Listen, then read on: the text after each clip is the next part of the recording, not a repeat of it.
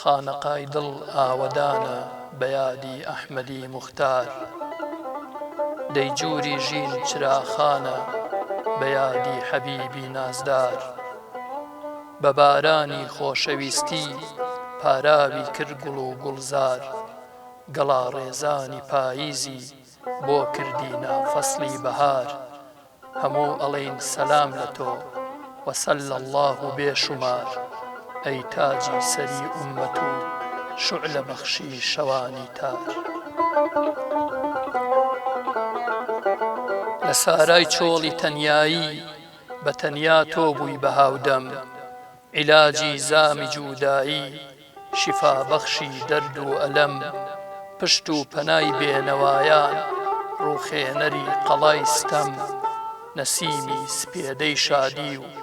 لابەری گشت مەراق و خەم هەموو ئەڵێین سەلام لە تۆ وەسەل الله بێشومار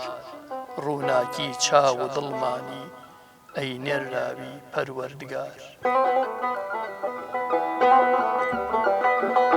شکۆفەی نەمامی داد و پەرژینی باخی ئاواتی شەونمی گوڵی مراد و شنەی شەماڵی نەجاتی بۆ ڕێبواری ماندووی ڕێگا مەنزڵ و کانی و ساباتی لە شەوی تاری ستەما وەک مانگی چواردە هەڵهاتی هەموو ئەڵێین سەلام لە تۆ وەسەل الله بێشومار تۆ دەریای میهرەبانیت و ئێمە نەوڕەسی گوێکەنار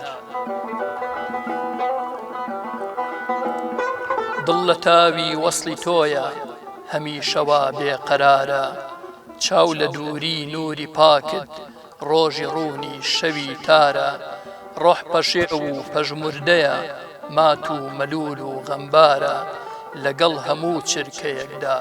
ناوی تۆی هەر لەسەر زارە هەموو ئەڵێین سەلام لە تۆ وەسەل الله بێشومار بولبولی هەڵوەدای گوڵین شک نابین غەیر